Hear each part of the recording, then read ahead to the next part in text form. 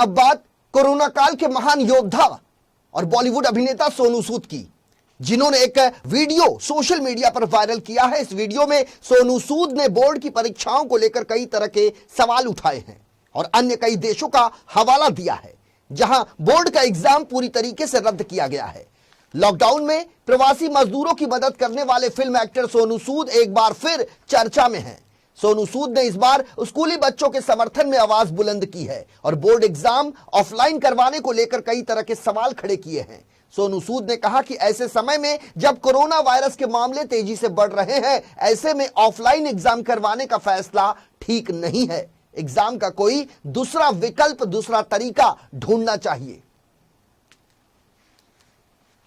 Hi everyone, आज मैं students की तरफ से एक रिक्वेस्ट डालना चाहूँगा कि हमारे देश में बोर्ड एग्ज़ाम्स हो रहे हैं, सीबीएसई के एग्ज़ाम्स हो रहे हैं और मुझे नहीं लगता कि हमारे देश का इस समय सिस्टम जो है, हमारे देश के जो स्टूडेंट्स हैं इस समय तैयार हैं वो एग्ज़ाम्स देने के लिए। जब सऊदी में सिर्फ 600 केसेस थे तो एग्ज़ाम कैंसिल हुए, मेक्सिको में 1300 केसेस थे, एग्ज़ाम कैंसिल हुए, कुवैत में 1500 केसेस थे, एग्ज़ाम कैंसिल हुए, हिंदुस्तान में 1,45,000 केसेस हैं, 1,45,000 केसेस, और हम फिर भी सोच रहे हैं एग्ज़ाम्स करवाने के लिए, विच इज़ अनफेयर।